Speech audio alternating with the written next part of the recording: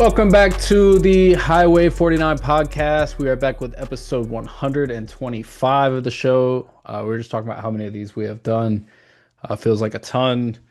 But as always, we kick off the pod, the best thing we've seen this week. We're going to work through a few things today, talk about Charlotte's homecoming loss against Temple, some of the NIL comments Tim Albin made after the game, today's availability, where he really dove in on the transfer portal window and his concerns and predictions for that.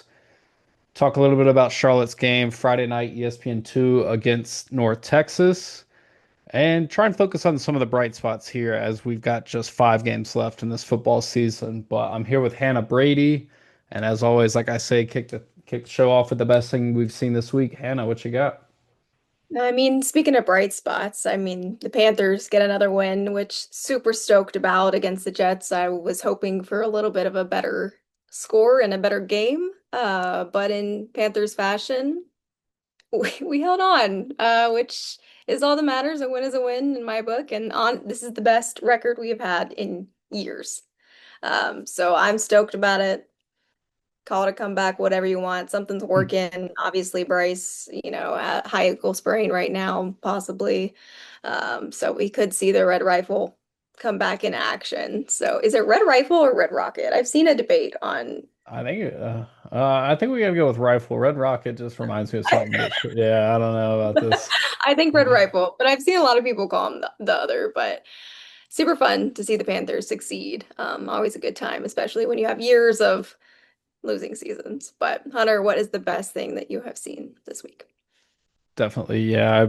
I watched that game with a friend of mine. He's a Jets fan. It was his birthday. He was sad, but excited for the Panthers. First time above 500 since 2021, and first time even at 500 since the same season. So the Sam Darnold days feels like so long ago, and now you see him balling out in Seattle. So good to get that back in Carolina, and it's a good feeling. I know there's concern about Bryce playing this Sunday against the Bills, but it's another one of my friend's birthdays, and I will be at the game. So if you see me at the game, no, you didn't. I'll be acting a fool, having a good time with some friends. Best thing I've seen, probably the Norm helmets. It was kind of hard Yeah, to see them, yeah, I guess in the sunlight, but as the sun set over Richardson Stadium, they look great. Shout out my guy Dale in the equipment group. Gave me one of the shirts, so appreciate that. Had to shout him out and rep it for this pod. That's probably the best thing that I've seen. Unfortunately, they look good. The jerseys look good. The product on the field was not good, and we'll dive into a little bit of that here. I want to open up to you first, Hannah, and then I'll dive into some of the nitty gritty. But just overall thoughts on the game. Decent crowd early in the game. You see it kind of clear out in the fourth quarter. Tim Albin called it a tale of two halves. I just felt like it was more just a tale of the first quarter and then the rest of the game. But talk to us about your overall thoughts on Saturday night's loss. yeah, I will to piggyback off of that. The crowd was great as usual. Homecoming. It was nice to see everyone support Niner Nation and just all the traditions that they have, especially a tailgate and all the fans being there. I also really enjoyed the throwback Norm helmets, all of the shirts like you're repping. Loved the little old Norm on like the video board scoreboard. Just fun little elements there. But unfortunately, like you said, the product on the field was not what Niner Nation was hoping for homecoming. And I hate that it was a 49-14 loss. That one hit hard. But overall, I would agree with you 100%. I feel like after the first quarter, Hunter, there was nothing there, really. I mean, Grayson Loftus with the nod at quarterback, and he didn't do horribly in the first quarter, but after that first quarter, just things went downhill, and you're starting to wonder, sitting there watching the team, okay, we know that Coach Alvin is okay with putting in another quarterback, so when are we going to see something different? And it was very interesting to me that he waited until the end of the third quarter to put in Zach Wilkie. And I don't know, just offensively, things weren't clicking for Charlotte. And the run game, he talked a lot about the run game in the presser a couple days before, and I don't think the run game was even where it needed to be, where they wanted to go. Um, we talk about ball security in the running back room. I mean, that's been a big issue this whole season. So I'm hoping that gets better. But defensively, they were good in the first quarter. But then again, after that quarter ended, it was like there was no life to the team at all. I mean, in late in the fourth quarter, you get a touchdown, but at that point, it's like all hope is lost. So it really wasn't the best showing for Niner Nation for homecoming. But um, Hunter, let me hear your thoughts before we continue. Yeah, the run game, I'll get to that in a minute. This was like a mentality shift for Charlotte, and I tweeted out as a joke, but like they might have listened to the pod, and obviously as a joke, I don't really think Albin and Todd Fitch are tuned into the Highway 49 pod, but Okay. they come out, they're aggressive on fourth down. I mean, they go for it on 4th and 8 early in the game, and we had talked about, I guess, the margins being so thin, you can't settle for field goals. You have to find ways to take those chances, take those risks. And I said I wanted to see the team play like a team with nothing to lose, change the tempo, find ways to get the ball in your playmakers' hands, whether it's extending drives. We talked about going for it on fourth down, fake punts. We saw all of the above. And it's like you saw a desperate team. And Tim Albin said it when I asked him after the game about the mindset. And he said, this is who we are. This is what we've got to deal with. And I like that side of the aggressive side. I mean, the reality we've talked about the reality. The talent isn't where this team needs to be. Going back to early in the game, Temple gets that first touchdown. They get on the board. Charlotte, you know, goes for it early in the action. Fourth down, they don't get it. You see them again coming back down the field to tie the game at 7. Grayson Loftus, 4th and 2 on the goal line, is able to kind of make something, find Gus McGee. Gus McGee's first touchdown. Score's tied at 7, and we're kind of looking around like it feels like there's hope. We were talking about that in the press box. The defense had played well early. It felt like that they were able to run the ball. Sean Brown was doing Sean Brown things, and then it kind of falls apart. The pick six, Tim Albin talked about it today. He was more frustrated with the fumble late in the first half. He said interceptions are going to happen. Grayson just overthrew the curl. Looked like two curls to the boundary, the far side, Temple sideline. From where we were sitting, it just looked like it was thrown kind of between those two. They hit a deep ball. I think it's a 32-yard pass to Derek Ely, and you're in business. Like I said, Charlotte goes this tempo, kind of changing, and like I said, trying to capitalize on a big play, and it just gets away from Grayson, gets picked off by the Owls defense, taken back, and it just kind of felt like from there it was just a crumble. The three and outs kind of reared their head again. They had 4 on the game. And we talked about, like Tim Albin said, he thought it was a game in the first half. When it was 28-7 late in the first half, you and I are sitting there like it just feels over. Charlotte's offense has gotten hot at times this season and not a lot of frequent times, but you haven't seen them be able to kind of overcome a deficit like that. And I still don't think that's something they'll be able to do moving forward. But admittedly, when I kind of just started writing my story in the Observer and uh, moving on to the North Texas game was the first drive of the second half. So Temple won the toss and elected to receive, which you don't really see a ton.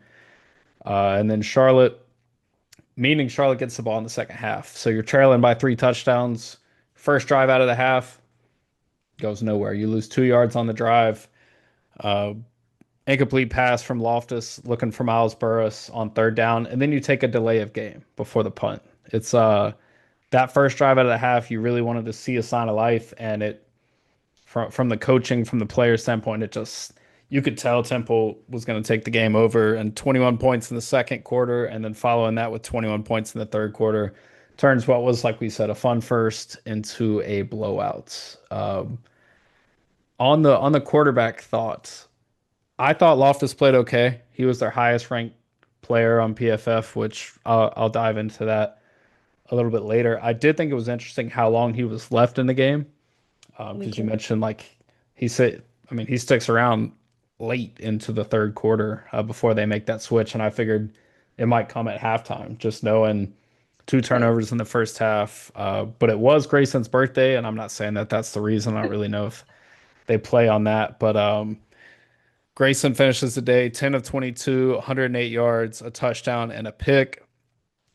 Zach Wilkie comes in. We talked late in the third. He got a garbage time touchdown. It was a 10-yard rush. You mentioned it. He finished 5 of 7, 50 yards. What I take from that, the biggest takeaway is this makes me think Loftus starts again Friday night.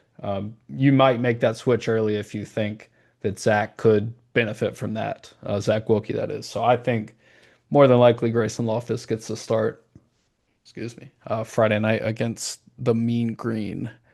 One more thing while I'm thinking about it. Charlotte did okay running the ball. I mean, 199 yards at a little over four a clip. They played a ton of different running backs. I didn't even mention the third turnover. Cameron Smith, another fumble this season. So now, I mean, I don't know where you go at the running back position. I really don't because that was the thing. CJ Stokes fumbles 3 games in a row in plus territory. It's like, okay, Rod Gainey Jr. has shown some flashes. He comes in against Army, fumbles early, recovers his own fumble, and then puts it on the ground when the game is out of hand. This game, Cam Smith gets a bunch of carries, 11 carries, second most on the team, and then he puts it on the ground late in the third quarter, 70-yard return the other way. So that was at that point you're just kind of is what it is. Charlotte played Jake Davids, number 41. He saw 13 carries, a little over 3 yards a clip. We saw some Jerry Cobb. He's one of the only running backs on the team with double-digit carries. Those two guys, Jerry Cobb and Jake Davids, that have double-digit carries without a fumble. And Davids got 13 carries in the second half of that game. And I don't know what they're going to do at that position running forward. I think if you're a running back and Tim Albin, I'll get to it later. He put the bat signal out for offensive and defensive linemen. I think that's out for running back too because they need to find ways to get players to hold on to the ball. From there, I don't think there's a ton else to talk about. Like I said, I mean Charlotte runs 23 more plays than Temple, holds the ball for 10 more minutes, has less yards, loses the turnover battle, doesn't have any takeaways. I think I want to address one thing too, and I mentioned it briefly on the pod with Jeremy, but I had like a very pessimistic tweet about uh I've seen covered a lot of bad football through the years. That was the worst that it had been.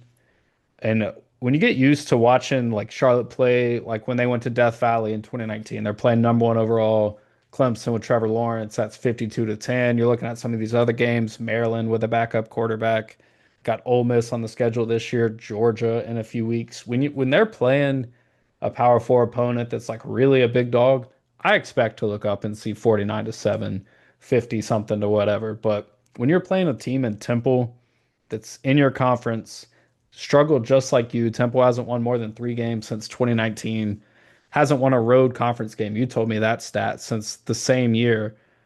And they're coming to your house on homecoming and packing your shit up in front of your home crowd. Like you're looking around in the fourth quarter and there's no one there. Like I took a video of the Kevin James video they run in the fourth quarter and zoomed in on the crowd and we see a bunch of shirtless dudes Shout swinging their out to shirts. them. Shout out Yeah, to I them mean, the whole time.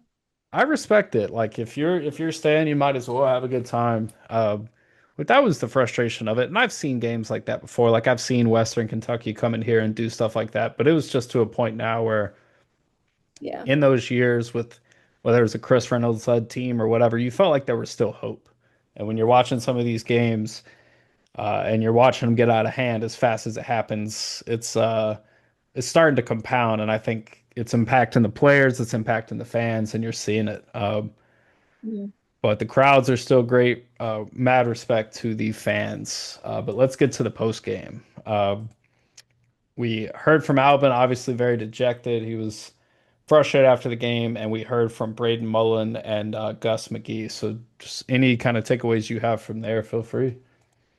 For me, I he came in obviously. I mean, those who have watched it came in with a script prepared, and all that happened a couple of days prior, leading up to the game with Mike Hill being let go. Um, it was interesting to hear his words and thoughts about the whole situation, and I think he was trying to clear up a few things and questions that we had had. But his stance was that he's pro football, moving forward, pro football. That was where everyone was on the same page, in making this whole thing great. And he said it was a really hard week, for not only him, for the staff, for a couple of the players who were going through a couple of personal things.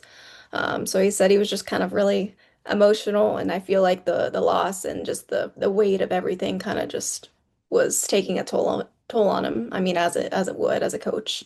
Um, but I mean, he owned up to everything that he saw. He was frustrated. He didn't like the way that they played, and he knows that they need to be better. I think he's just having a hard time um, being an experienced winner and like having that talent to your availability like a year ago and coming here and like not having that. I think that has to be a really big challenge for him because he's trying to work with something that he's not used to and make something out of nothing. Yeah. But I mean, at the end of the day, that's his job, and I think he's trying to utilize what he can and figure out ways to move forward, and just end this season well. Yeah, I thought it was interesting. He said he wouldn't blame any of it on the money piece. He took it all on himself. And I think I'm just gonna say this, like you can't win like this. It does he I mean he talks about it a lot. Like it's if you can't hold on to the ball, it doesn't matter if it's Nick Saban or Tim Albin, you're not gonna win. And I think that NIL piece, I mean, I just keep going back to the introductory press conference for Tim Albin when he's saying he keeps like joking with Mike, like nudging him like all the resources we need, like the resources that are promised, and then you see kind of where you're at. And it's frustrating. Like you look around college football, where some of the transfers have went. You see Deshaun Purdy at Wake throwing 4 touchdowns in a start last week in a win. You see Omega Blake 5, 6 catches, 100+ yards and a touchdown for the Razorbacks against a ranked team. And you look at that talent, then you look at kind of where this team is. Like Charlotte still has some guys. We've talked before a ton about Sean Brown. The injuries compounding make this look worse than maybe it really is. But yeah, he was frustrated. He was very dejected, and he said something that caught my ear, and is that he saw some things that he didn't expect to see in the second half, as far as effort and frustration from there. And I mean, I get it. He's talked a lot about this team not splintering, and I mean they've got 5 games left, and it starts Friday night with a team we'll get to here in a few minutes in North Texas. I think the coolest, the I guess the brightest spot of post game, and I'm going to plug some of that audio. But Braden Mullen and Gus McGee just kind of took it upon themselves after the questions for those guys to talk about their efforts, their appreciation for the fan base, and what they plan to do moving forward. So I'll go ahead and plug that audio now. I got one thing just for all the fans, everybody that came out tonight. I mean that it's tough. It hurts. We hurt as a team putting together a performance like that and coming off the field, obviously with the result that nobody expected. But we're working every day, and I love every guy in that locker room, and we're working our tails off, trying to become that much better. And we're going to keep working. Nothing's going to change that for us. So hang in there. We got y'all. I'm gonna tail on that too because he couldn't have said it any better. We're gonna the fans continue to show out for us, and we have an amazing crowd. Niner Nation is awesome, and if I would love to say we have the best crowd in the American, and they continue to be there for us, and we're gonna do everything we can to continue to keep delivering for them, and we're gonna do that. We're gonna come back to work tomorrow and work this week, and we're gonna play our best game coming up on Friday. So. From there, I want to talk about one other bright spot, and that's Derek Ely. Um, we like his game a lot. We've talked about the production on the kick return and caught his first touchdown at South Florida. Didn't keep the ball. Hopefully, Katie Hunter Gibson kept his, and maybe Gus McGee too. I should have asked Gus, but Tim Albin announced that Derek Ely is now on scholarship. I think that's really cool. Like I say, he caught a deep ball in that game, and I felt like for what it's worth, Charlotte was at least creative. I mean, we saw reverses, end around, we saw the screen game a little bit, some tempo. It's not resulting in a ton, 357 total yards in that game. The penalties didn't kill him, just 3 for 20 yards. But I mean, like I say, and we talked about this off air. If you take the scoreboard out and just look at the stats, you think it's probably a relatively close game, but you can't overcome when Temple's defense scores as many points as your offense. That's just bottom line. I think that's all I got for the post game. It was nice to meet Jesh Humphrey, the interim AD. Yeah. Um, and I was asked today on Wesson Walker, have I heard anything on the search or a timeline? And that answer is no. Everything I've heard is it's too early to tell on that. And again, I'll push back on it and say I'm shocked by that. Just if you're going to make that move, you're going to pay this buyout of over 2 million. You'd think you'd want to kind of get someone in that spot pretty quick. And maybe they will. Maybe they're just not showing their hand. But I think the sooner the better on that news, especially knowing that basketball just had their exhibition last night and winter sports are here. Right. I mean, shout out to them. I mean, their first dub inside Halton this season. So hopefully we have some bright spots that way heading into the winter and the fall. Excited to see the roster that Coach Fern has for this upcoming season there. Yeah, and we're working on some scheduling things to get him on here. Fern's always gracious with his time, so you guys will hear from him pretty soon. I want to talk a little bit about the media availability today.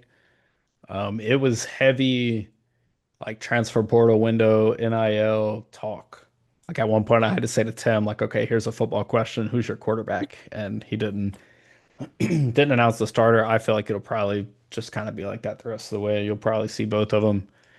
But he talked about the transfer portal window, and I did a pod with Jeremy that ran on whatever day that was, Tuesday afternoon, and talked a little bit about the windows changing. And the biggest deal for this now means that instead of having a spring window where they say you play the spring game and then, 20, 30, 40, however many people hit the portal, you add to your roster for that fall session. Now there's just one window and it's in January.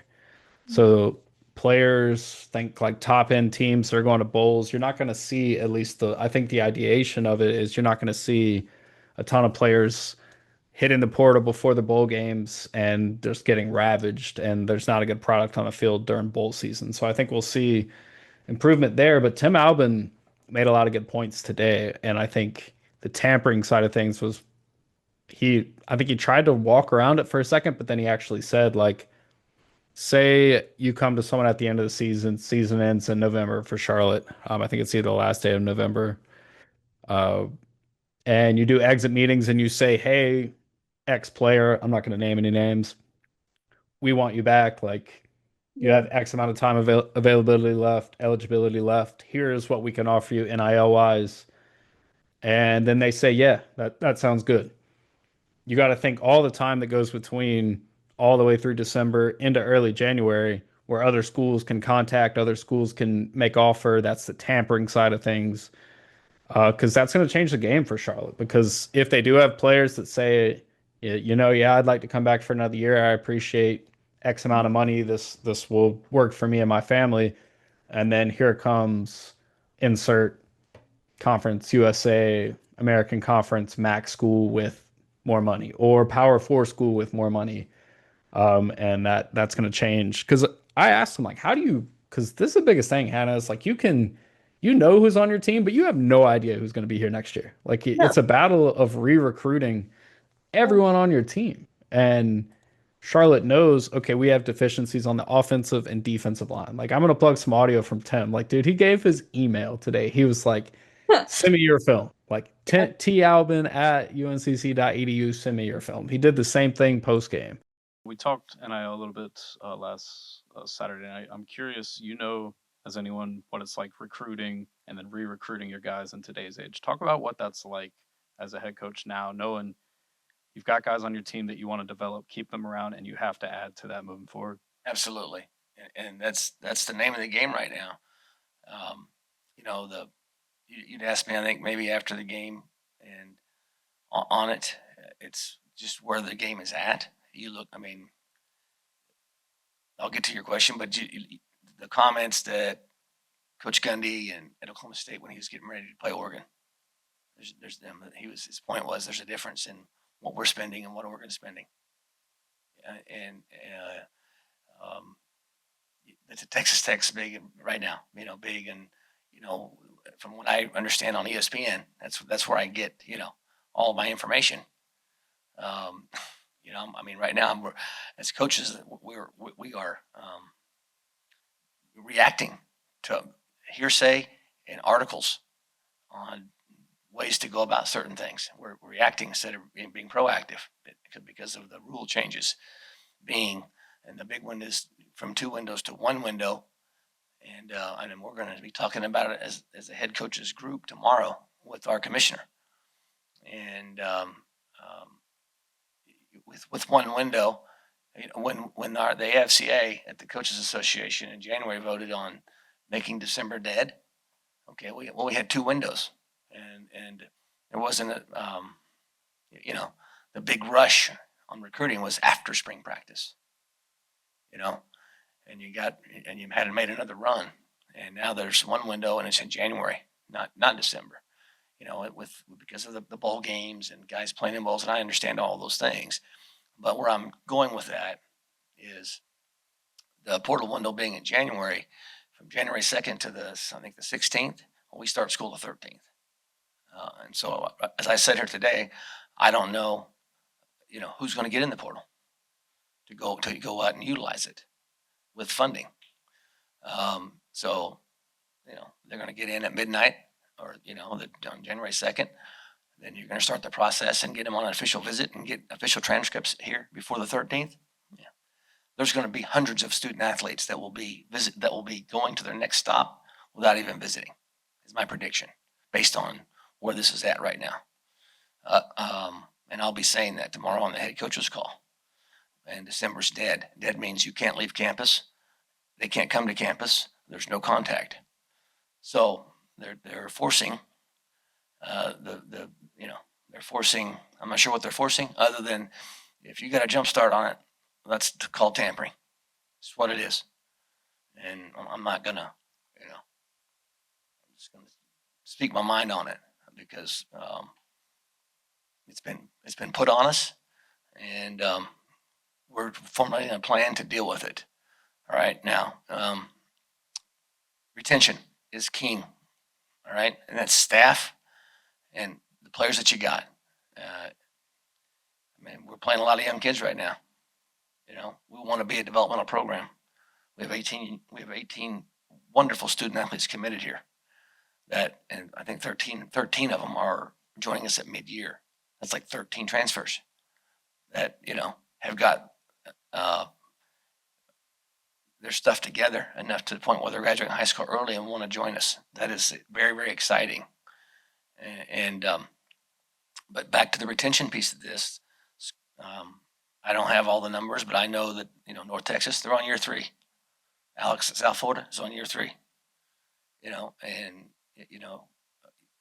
I've been through a bunch of 50 plus guys joining a roster, but they join 50 guys that have been there and been through your system and been through your culture, and so you've got coaches plus 50 guys that know it.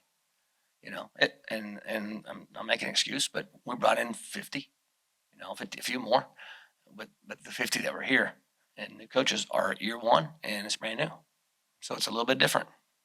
And so there's a lot of things in there, Hunter, that we're working through right now, but we've got a plan.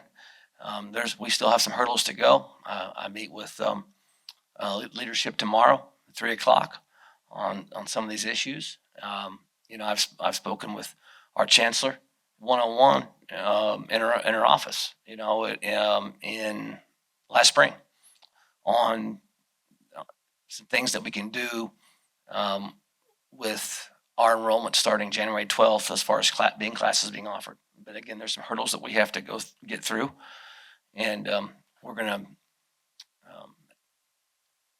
get a plan, execute it, and not sit around and with our hands underneath us and waiting for someone to react. We try to be proactive with it. And just so I understand too, with the financial side of things, cutting down from 2 windows to 1 means that financial piece has to be ready at that first window or at the Yeah, that's fair. Because that's correct. You have one opportunity, and even if you're a grad transfer, I after spring semester, I graduate. I mean, the window is coming up. You know, it's January 2nd and school's not in session. You're going to be having conversations with you're going to call guys in, before Christmas, and finals, or during finals, and look them in the eye and, you know, talk about, hey, we want you back. Here's what we have. What are your thoughts? And then they're going to go home and be at home. And I'm just going to say it. There's going to be contact from somebody before the window. That's what's going to happen. And so they're going to call back and say, well, hey, I'm thinking I'm going to get in because I'm projecting some things here, but that's just how I see it. And after dealing with this for the last 4 years, and what I've gone through from previous employment at a high university with, the guys that we lost after the 23 season. Yeah, and with one window, you've got one opportunity, so you have got to be ready. And my fear is hey, it's open, and there might be somebody that's off at another school, a Power 5 school that wants, okay, I've been here 2 years and I'm not playing a lot, and the guy ahead of me's not getting drafted or whatever, and he wants to get on the field. You're, right now, Charlotte University, I'm going to follow what the Texas Tech coach said. If you're an O-line D lineman, give us a call. I mean, I saw him finish up a presser with that. So I'll just say that right there and give me a call. My email is talbin@charlotte.edu. But it's a lot. But the one window, you've got to be amped up and ready to go. Have a plan for sure. I think he's frustrated, and I understand it. Like if I could be a fly on the wall when he found out the Mike Hill stuff, like I would love to know what he was thinking. Yeah. I mean, you're really right talking about the whole like recruiting. You're recruiting every single day because you never know when your players are going to leave. Like at the end of the season, you don't know who's going to stay. So it's kind of like, okay, exit meeting. Are you going to stay here? Are you going to go somewhere else, get more money? Um, that has to be hard.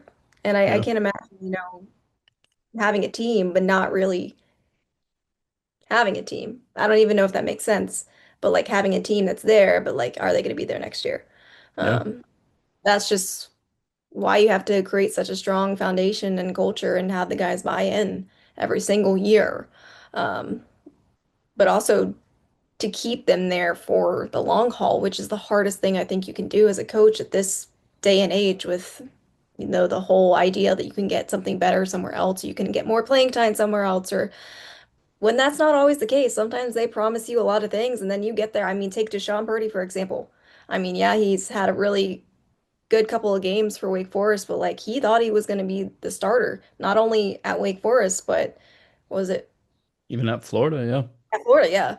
Um, so you never know. Nothing is promised, nothing is guaranteed. So it's a crazy world we live in for football. That's for sure. Yeah, I mentioned it on the last pod. I hate to repeat myself, but I do not envy that seat, especially at a school where you're kind of fighting that uphill battle every year and you're developing players that are going to have a good year with your program and then bounce somewhere else. Yeah, so don't necessarily envy that seat. Other thoughts from today, we heard from Dallas Shirley, we heard from CJ Clinkscales. This North Texas team, we'll get to I guess we can go ahead and move to the preview now. Sure. They rush the passer very well, but they don't necessarily have like a guy. And Yeah. Dallas Shirley, the center, he's been replacing Johnny King. Played every spot on the offensive line this past week is what Joe Templin, the SID, told me. That's insane. That's crazy versatility for him. And Tim Albin talked about needing that. But before we dive in too much to North Texas, Hannah, why don't you tell us about the Mean Green? Yeah, for sure. It's always fun. It was fun, covering all the teams at media day, so I got the chance to get to know a little bit about every single team, some of the players. But North Texas was really a sleeper, in Yeah, my personal opinion. Like I didn't think that they would have as good of a record. But they told me when we I talked to two of the players. They said, listen, like we're tired of being at the bottom of the barrel and we're going to prove ourselves this year. And they have done exactly that. I mean, they're 6-1, 2-1 in conference. They've only lost to USF, and USF has beat ranked teams.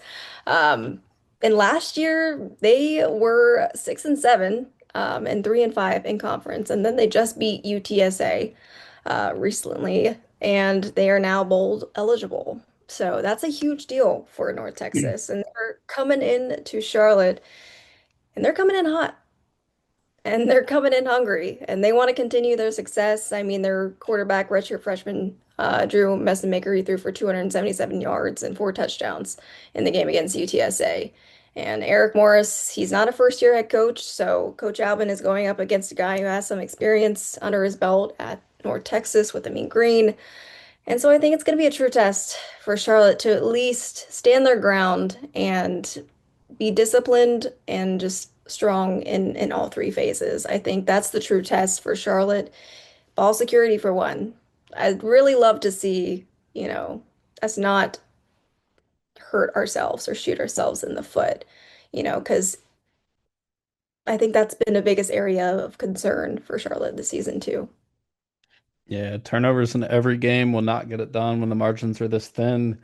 And it's not going to get it done against a team that is scoring totals of 51, 59, 45, and 55 this season. They just put 55 on UTSA, who's still a really good team in this conference. Their only loss, as you mentioned, was against South Florida, and that was probably North Texas' biggest game in however long that I can remember.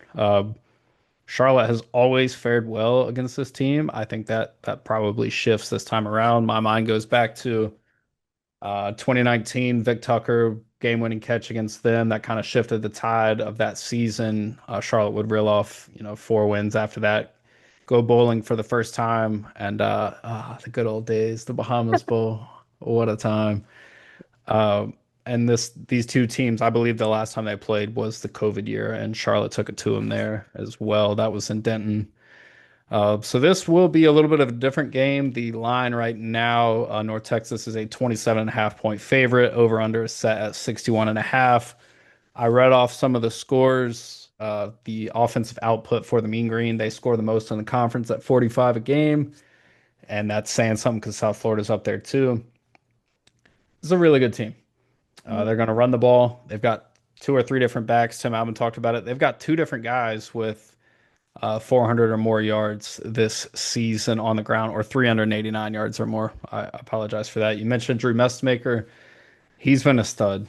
His ability, I asked CJ Clinkscales about him, and he's got really good with his eyes, being able to look off safeties, look off DBs, and fit in tight windows. And I think Charlotte's best bet here is to hope he gets I hope something happens. Like it's a massive struggle. This dude is completing almost 67% of his passes, 17 touchdowns to 3 picks. He's only been sacked 8 times. So they've played 7 games, getting sacked just more, one a game. Run game is efficient, like I said. Their top receiver, Wyatt Young, 26 catches. They've got 3 guys with 25 catches or more, all with 300 or more yards, but Wyatt Young leads the group with 6 touchdowns. One thing I think Charlotte can exploit against this defense is they're not great at stopping the run. They allow over 200 yards a game on the ground, the only team worse in the conference, your Charlotte 49ers, as far as stopping the runs. So whoever it's going to be at running back, if we're going to continue to see Jake Davids, if we're going to see, I think they play Jerry Cobb. That's what I would do. Play him until he fumbles, and then go back. He's Go from done, there. yeah, he's done a good job of holding onto the ball most of the season. But yeah, there's just the struggles are real. Rod Gainey saw 1 carry in that game after fumbling twice at Army. We didn't see C.J. Stokes. That's just kind of been what it was. Cam Smith fumbled, like I said, and Wilkie was the second leading rusher, 5 carries, 39 yards. So it's I don't know where they're gonna go from here.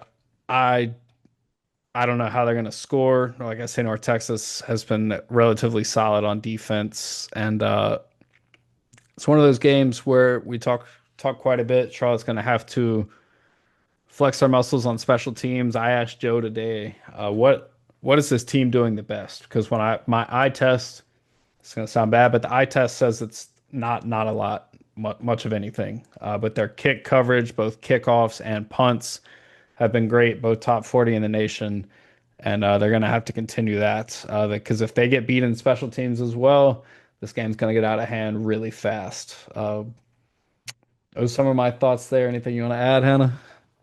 I just hope that Charlotte can continue to kind of what Coach Albin was talking about, just kind of like wipe the slate clean. I think that's the only thing you can do at this point.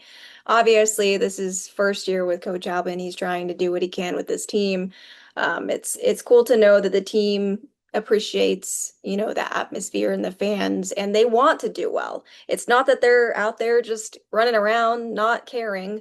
They want to do well and they want to make that known. And I think that is honestly, it's refreshing to hear and to know that Coach Albin is instilling a culture to make them good people, good men. And you want to see that from players. And hopefully they can just wipe it clean, move on, and play a good, sound game of football.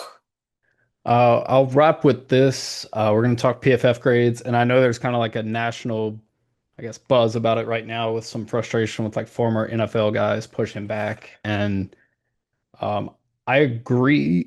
Like in the NFL side, I should not be on Sunday Night Football seeing that Patrick Mahomes is the 13th best quarterback in the NFL. Like, I don't think first-time viewers should see that. But at the college side, especially when you ask for all 22 footage and don't get it, PFL helps you out because the TV copy only picks up so much. And you can, like I say, you can pass the eye test on some things, but if I'm going to grade players or try and talk about some of the pros or the cons of this team on field this year, PFF helps me a lot. So, like I say, take these grades with a grain of salt because I think the biggest thing and one of the major pushbacks on it is that the PFF folks don't know what these players are assigned to do. You can look at a play and say, okay, this looks like cover three, this looks like this or that. But if a coach is coaching up his player to do something different and that's reflecting in his grade, that's kind of the variable that you can't account for. So, like I say, take these with a grain of salt. I'm just going to read the top five season long offensive players and top five season long defensive players. And there's a few that make total sense, and there's a few that you'll be surprised by. So starting on offense, the top rated offensive player on the team, Derek Ealy. Um, 48 snaps, redshirt freshman. He's only played in 5 games, but leads the team with an 81 overall offensive grade. Like I say, the snaps are kind of a small sample size. I expect he's going to play a lot down the stretch of the season. Yeah. So hopefully we'll see that continue to improve. Second, KD Hunter Gibson, another young receiver.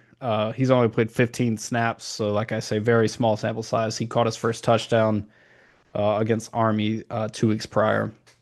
Getting into guys you expect to see up there, Joey Burns, another dude that honestly I wouldn't have expected him up here to start the season, but he has been a good blocker, good run blocker in particularly, and got involved in the pass game early. He's dealing with an injury right now. Of course, Henry Rutledge is up here.